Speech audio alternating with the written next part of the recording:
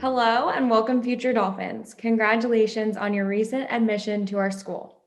My name is Lindsay and I'm a fourth year student here at CSU Channel Islands. Today, we will be highlighting computer science, information technology, and mechatronics engineering. And here with us today, we have Dr. Soltis, the chair of the computer science department here at CSU Channel Islands. Hello, Dr. Soltis. How are you? I'm very well. Thank you, Lindsay. How are you? I'm doing great. Thank you for joining us today. Before we get started, please introduce yourself, give us a little bit more background, and tell us a little bit about computer science, information technology, and mechatronics engineering. With pleasure. I am Michael Soltis, and I am a professor in the Department of Computer Science, and I am also the chair of the Department of Computer Science, which has three programs under it: computer science itself, information technology, and mechatronics engineering. I joined CSU CI 7 years ago, and before that, I was a professor in another department in computer science in a university on the East Coast. The three programs I mentioned are computer science, information technology, and mechatronics engineering. We also have two very popular minors. We have a minor in games development. I think that a lot of students are excited to join computer science precisely because of this minor. And we're lucky in that we have a new faculty, Professor Eric Kaltman, who is an expert in game development, and he is revamping it and improving it. We also have a minor in cybersecurity. This is another very popular minor, and a lot of the graduates of this program end up working for the Navy here in Ventura County. The Navy, in particular, Port Hueneme, is the largest employer in the area. And a lot of our graduates end up finding work there and in other places as well. And finally, so beside the three majors, computer science, IT, and mechatronics engineering, and the minors, we also have a very thriving partnership with Amazon Web Services. This is the largest cloud provider in the world. All the other cloud providers, including Google and Microsoft and IBM combined, are smaller than AWS. And we as a university have a partnership with them in that we can use their curriculum to teach our classes, and our students can find work with AWS if they're interested. And it's a very strong partnership. That's awesome. That's really cool. Is there any type of academic background that a student should have to enter into the major? I think in general, to be successful in computer science is good to have a little bit of mathematics and language. And in some sense as well, and this is an interesting thing, some background in music is good as well. It seems that mathematical, musical, language skills come from the same part of the human brain. But an important thing is that many people think that if you want to do a STEM related field, you have to be super smart. So you have to be super smart to do computer science or math. Well, sure, being smart helps, but I think the most important thing is to have good work habits, and we can work with that. If you have good work habits, then you can conquer any field, in particular computer science. Mm-hmm. Awesome. And then more specifically, I know the mechatronics engineering program is currently for freshman applicants only and has more of a rigorous application process. Is there any specific programs that you recommend for students that are interested in mechatronics to be taking in high school? Yes, mechatronics is a popular program. It's our engineering program on campus. And it is impacted, as you mentioned, meaning that we can't unfortunately accept everybody because it's a small boutique kind of program, and we only allow 24 majors in mechatronic, freshman majors. Mm-hmm. Now, what is good for this program? It's in some sense, it's similar to computer science. Again, a background in mathematics, some some propensity for coding, because you will be doing quite a bit of coding in mechatronics, especially of embedded systems. And again, a willingness to work. Awesome. What are some opportunities to participate in hands-on learning in the major? There is a lot of opportunities. First of all, about 2/3 of our majors do an internship. And in fact, anybody who wants to do an internship does one. Some students do it in the summer so that they can still graduate within 4 years. Some students take a full year to do an internship at a company. Very frequently, these internships become jobs upon graduation and then careers. So internships is one way. Another way is that practically all of our core classes are lab classes, in the sense that you have a lot of hands-on activity where you can reinforce the learning of the theory that you see in the lectures. You know, I mentioned music before, that for some reason, people who are musically gifted are often very good at math as well. But computer science is very much like learning a musical instrument. After you learn to read notes and you learn all the theory, you really need to sit down and practice. So we recognize that, and therefore our major is really practical and hands-on. You learn the theory in the lectures, but then in the labs, you have an opportunity to practice all the theory that you have learned. Awesome. And I also wanted to ask, what is the difference between just a computer science degree versus being more information technology based? Yes, it's a very good question. A lot of our students want to know what the difference is between computer science and IT. They're similar fields, but different approaches to a similar set of problems. Computer scientists have a little bit more of the science of computing in their program, and they're oriented toward programming. And they can therefore become coders, programmers, software engineers. They may maintain software, they may write software, they may design software, they may lead software teams. IT, on the other hand, is more concerned with the infrastructure. So how do you run IT operations? How do you set up a network? How do you have a backup system? So they build the IT infrastructure and maintain it. Okay, awesome. What type of jobs do graduates seek upon graduation typically? We are a very lucky major in that our students find work without difficulty. I would even say that most of our students have a job lined up before graduation. The reason is that there is such a big demand for people with this skill set. To give you just one example, cloud computing has been the #1 skill on LinkedIn in terms of skills wanted by employers since 2014. And cloud computing is the new paradigm of computing, and we introduce it into our curriculum through Amazon Web Services. So our students have no difficulty finding jobs. The question is for them to find a job that is most suitable for them. So some of them end up as software engineers. Some of them work in IT. Some of them end up working for the Navy. Some of them work for small business startups. Many of them end up with the big companies such as Google and Amazon and Microsoft.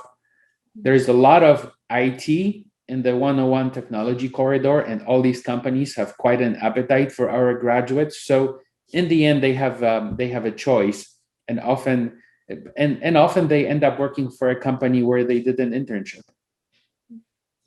Awesome. How does your program prepare students for graduate school? Well, in fact, we take that aspect of your undergraduate education very seriously, partly because we have our own graduate program, and many of our own undergraduates end up doing a master's with us. Now, people have to realize what is the nature of a graduate program. So a graduate and an undergraduate program are very different. In the undergraduate program, our main emphasis is on giving our students a strong foundation, an ability to solve problems, an ability to learn in the future, because we cannot teach everything, especially in a field that is so dynamic. Now, when they go to graduate school, it is a little bit of the same thing, but in more depth. So the ability to learn on your own, the ability to be creative, how to write a thesis, whether a master's thesis or a PhD thesis, if you go on. Well, those skills are also learned in our undergraduate degree, for example, in the capstone program. So I would say that our undergraduate and graduate degrees have a nice connection between them. And our students, those who are interested in graduate work, are definitely prepared to continue upon graduation. That's great. Is there any general advice that you can offer a student who is just beginning their studies at CSU Channel Islands?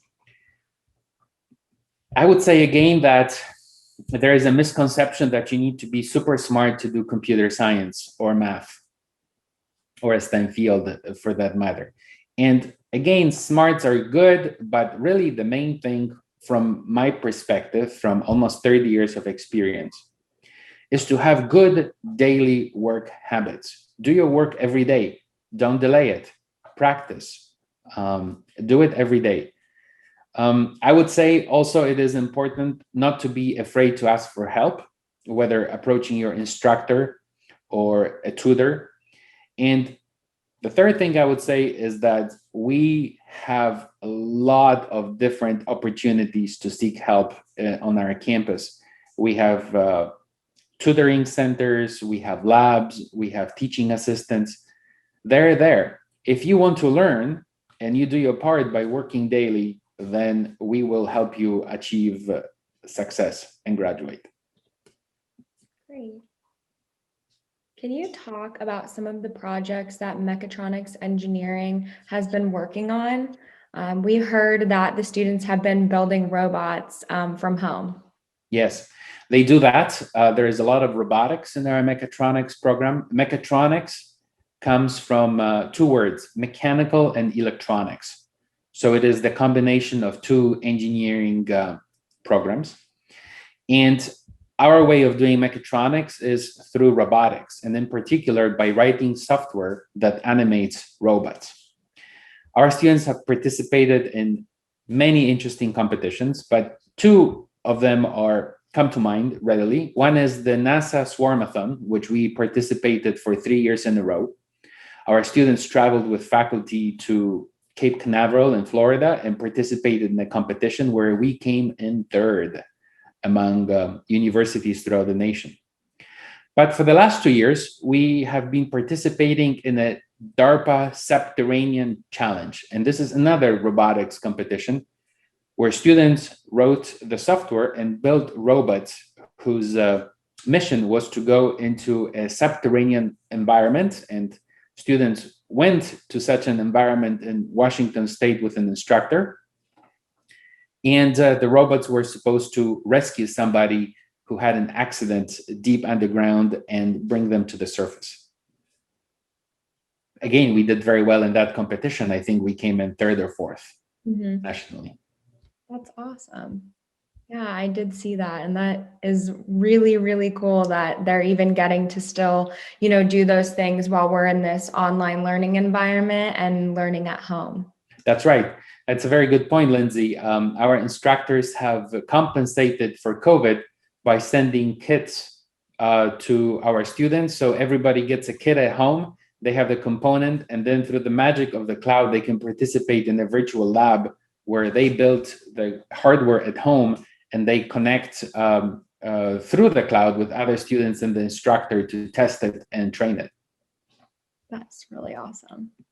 I also wanted to ask about your Amazon machine learning instructor certification that you recently received.